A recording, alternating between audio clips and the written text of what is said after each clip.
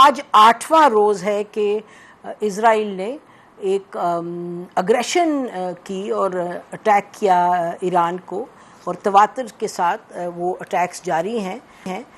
Iran ने पहले 24 घंटे के बाद अपना राइट टू डिफेंड इटसेल्फ उस स्पिरिट में, उस लीगल फ्रेमवर्क में वापस अटैक करना शुरू किया इज़राइल को। कुछ लोगों का ख्याल था कि वो ये चलेगा नहीं ज़्यादा देर, और जो ईरान की सिचुएशन है मिलिटरीली वो इसको सस्टेन नहीं कर पाएगी, क्योंकि याद रखें जो इज़राइल ने अटैक किया, इज़राइल अकेला तो नहीं है, इज़राइल के पीछे अमेरिका भी है और बहुत से यूरोपियन ममालिक भी हैं, फिर जो उनका पूरा का पूरा सेटअप है और बेसिस है अमेरिकन इन द एरिया के जो ममालिक हैं अलावा पाकिस्तान के तमाम। अगर हम कहें कि ईरान को एक घेरे में लिया हुआ इस वक्त, लेकिन ईरानी जो हैं वो दे आर फाइटिंग बैक और बड़ी दिलेरी के साथ लड़ रहे हैं। और आपने देखा कि जब बात हो रही थी कि ये भी बातें सुनने को मिलती हैं कि ईरान विल सरेंडर, ईरान में लोग खड़े हो जाएंगे, रज़ा शाह वो जो पहलवी हैं उनके लिए, और वो खड़े होकर वो स्टेटमेंट्स दे रहे हैं कि जी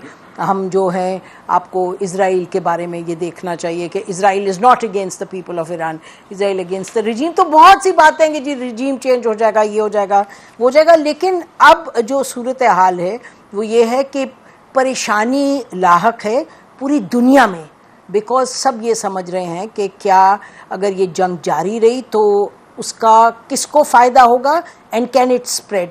कल रात गए, यानी कि कोई 12 घंटे 18 घंटे पहले, डोनाल्ड ट्रंप के हवाले से अमरीकी सदर के, जो कि ये ख्याल किया जा रहा था कि शायद वो कल ये फाइनल फैसला दे दें इस पे कि जो उनके B-52 बॉम्बर्स हैं वो जाके 30,000 पाउंड के बॉम्ब्स गिराएंगे और उनको जो बेसिकली ईरान का मेन जो न्यूक्लियर साइट है उसको तबाह करेंगे।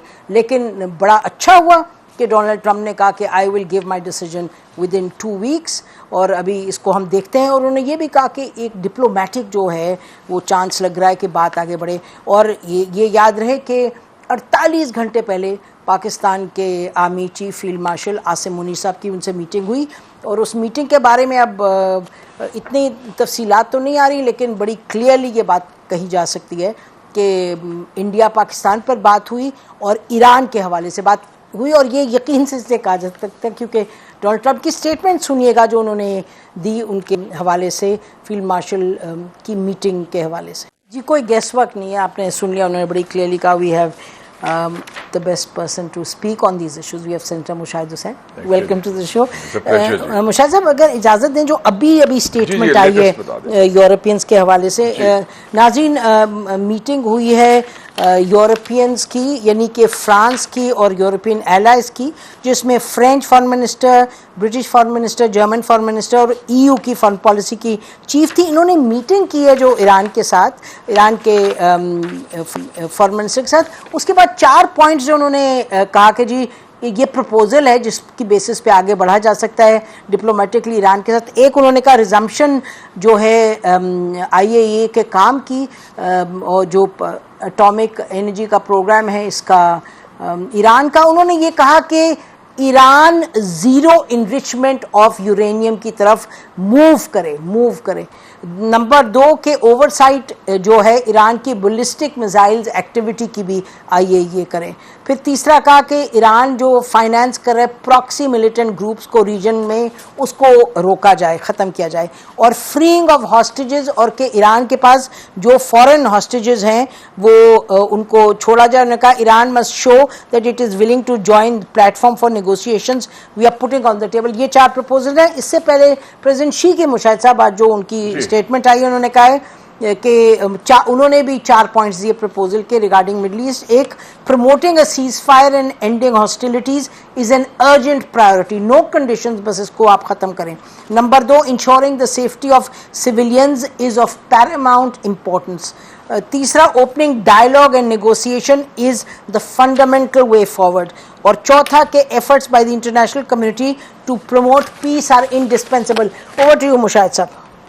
ऐसा जो 8 दिन हो गए हैं, जो बुनियादी एजम्पशंस थी जंग की, वो जो जा रहे हैं, एग्रेसर्स हैं इज़राइल और मगरब, और अमेरिका ने भी आशीर्वाद दी, आंख हमारी तपकी भी दी, वो फेल हो गई हैं। उनका ख्याल था और नेतन्याहू का कि ये इराक और सीरिया की तरह 24 घंटे या 48 घंटे में फ्लैट हो जाएंगे। आपके दोस्त इंडियंस का क्या ख्याल? इंडियंस तो बहुत मुनाफिक है ना, वो दोनों तरफ चलते हैं। एससीओ की स्टेटमेंट से भाग गए, वो उससे भी भागे कि वो असूली मौकफ तैयार करने को तैयार। वो वैसे भी उनमें सफे मातम है, वो लंच जो है वो उनसे लंच बाकी लोगों ने हजम हो गया, उनको हजम नहीं हो रहा। उनको बदहजमी होगी, तकलीफ बहुत ज्यादा तकलीफ होगी है कि ये क्या हुआ। पाकिस्तान को वो तनहा करना चाह रहे थे, पाकिस्तान को डिमोनाइज करना चाह रहे थे, हमारी फौज के खिलाफ प्रोपेगेंडा कर रहे थे, specially the chief of army staff. वो तो उल्टा हो गया उनका। तो thank you Modi for Pahalgam. तो उनको जो मार पड़ी है उसका एक किस्म का मैं उन्होंने अप्रिसिएशन भी की बाय हैविंग दिस लंच। तो इन एनी केस तो दूसरा ये है कि ये बी वेरी क्लियर कि ये nuclear issue is not the key issue in my view. Issue is regime change. इनका प्ले बुक वही है इराक वॉर वाली कि झूठ की बुनियाद पर जंग करें। बहाना है इस्लामी इंकलाब, the revolution, the system, Iran का सिस्टम, उसको तबाह करना है। That is the name of the game. इसलिए रैबर का जिक्र आता है, इसलिए दूसरी चीजों का आता है। और इजराइल का लार्जर एजेंडा भी है। वैसे तो मगरबी बालादस्ती का खात्मा हो रहा है, we are heading in a multipolar world, लेकिन जो मगरबी पिट्ठू है इस खत्ते में इजराइल, वो अपनी बालादस्ती मुसल्लत करना चाहता है मशरकी वस्ता में, ताकि इशू ऑफ इजराइल भी उसका खात्मा हो जाए। उनका लार्जर गेम प्लान है विच इज टोटली अनएक्सेप्टेबल। और हम we are very clear, we don't want Israel border to be at Taftan कि वो एक वो चमचों की रजीम आ जाए। आपने जिक्र भी किया वो पेलवी वगैरह जो इस टाइप के लोग हैं, उसके वालिद को CIA लेके आई थी 53 में, और अब मोसाद लेना चाहती है उसके बेटे को। तो आई थिंक दैट जितनी देर जंग बढ़ रही है, तबालत जो अख्तियार कर रही है, उससे उनको खदशात पैदा हो रहे हैं कि ये हमारे काबू से हालात चले जाएंगे। और गालिबन यही मशवरा मेरे ख्याल में फील्ड मार्शल ने दिया होगा सदर ट्रंप को कि जनाब आप इसमें ना कूदें और ये जंग के असरात जो है आपके काबू में नहीं होंगे, और जो काम आपने किया था पाकिस्तान और हिंदुस्तान के दरमियान सीज फायर का, आप ईरान और इजराइल के दरमियान सीज फायर कराएं। और क्योंकि वरना जंग के नताइज खौफनाक होंगे और किसी के काबू में नहीं होंगे। और यही जो आप फील्ड मार्शल की बात करें, जब ये अभी गए हैं 4 ममालिक के उस पे टूर पे विद द प्राइम मिनिस्टर, तो वहाँ जो हमें पता चला है कि उन्होंने प्राइम मिनिस्टर ये दोनों हर मुल्क में ये मैसेज उन्होंने दिया कि कोई जंग जो उसका फैलाव तो अफोर्ड ही नहीं कर सकता, कोई नहीं अफोर्ड कर सकता। और मैंने तो ये सुना कि टर्की में उन्होंने ये भी कहा कि आप नेटो कि यूर एन एलाई, तो मेंबर भी हैं, तो आप बात करें वेस्ट को बड़ी क्लियरली ये समझाएं कि unintended consequences will be very damaging and dangerous. तो शायद ये बताएं जो अच्छा हो गया, समझाने का मौका मिल गया हमें डायरेक्टली अब वाइट हाउस में। बिल्कुल। अच्छा, और वो लोग मतलब यहाँ तो खैर बहुत सी बातें हो रही हैं, एक डोमेस्टिक डायमेंशन है, लेकिन ज़रा यादाश्त कमज़ोर है हमारी। लोग भूल गए हैं कि there was a drop in meeting by Obama with जनकियानी, याद है ना? 20 minutes. For 20 minutes. In November 2010.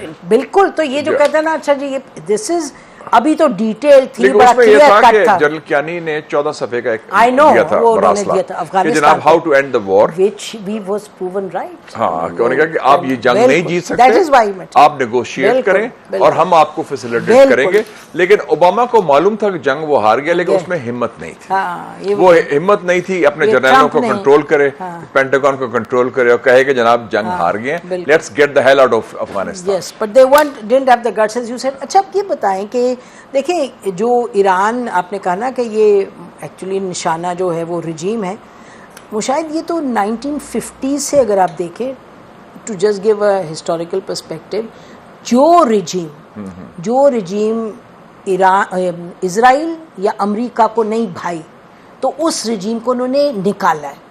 और अगर जो लोग हैं जो लोग समझते हैं, मैं I don't want to be branding and labelling anybody, लेकिन बहुत लोगों की सोच है वो देखें जी रजीम कितनी बुरी थी, वहाँ देखें जी। इशू तो ये नहीं है, इशू ये कि किस बिना पर ये लोग एंटर। सबसे बुरी रजीम्स तो इजराइल और इंडिया में है, वो और जो नफरत और बुग़्ज़ की बुनियाद पर, तो उनको निकालें पहले, जो लोगों को कत्लेआम करते हैं। ये क्या बात हुई? That's not an argument. हां, मेरा मतलब कि हां, it's a fact. General Wesley Clark ने कहा है कि 20 सितंबर 2001 को पेंटागन में जब उसने अपने बंदे से मिला, तो उसने कहा कि जनाब वो तो प्लान है 7 हुकूमतों को निकालना है अगले 5 सालों में, इंक्लूडिंग ईरान। तो वो उसमें Iraq, Syria, Libya, Somalia, Sudan, पता नहीं क्या करे, यमन, ईरान का अटल रहा है ना, they've tried. हाँ, ईरान का तो शुरू से वो हाँ कबूल जी। नहीं किया उनको। अच्छा तो अब ये अब जरा लेट्स फास्ट फॉरवर्ड। एक तो ये कि मेरा ख्याल है चीन, रूस, इन सब के पाकिस्तान के बड़े क्लियर कट एक पोजीशन है इस पे। तो अब हम इसको मिलिटरीली कैसे देखेंगे? देखें, एक तो डर इनको ये है ना कि ईरानी जो हैं, अब थोड़ा थोड़ा डर लगने लग गया मेरा ख्याल है अमेरिका को, इजराइल को भी किसी हद तक, कि वो जैसे आपने कहा ना जो अजम्पशन थी कि दिल कलैप्स, वो नहीं हुआ। तो now what now?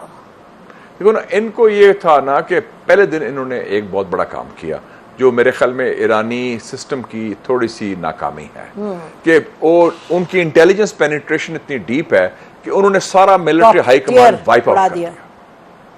Army chief, revolutionary guards chief, air force chief, intelligence chief, फिर आपने 6 nuclear scientist including head of the atomic energy, और फिर रिपीट में मारा है उनको, फिर एक और जो आर्मी का। लेकिन आपने देखा विद इन 24 आवर्स ईरान को पहले शॉक पहुंचा 48 घंटे में, उसके बाद दे रिकवर्ड और उन्होंने हिम्मत हौसला भी कायम रखा।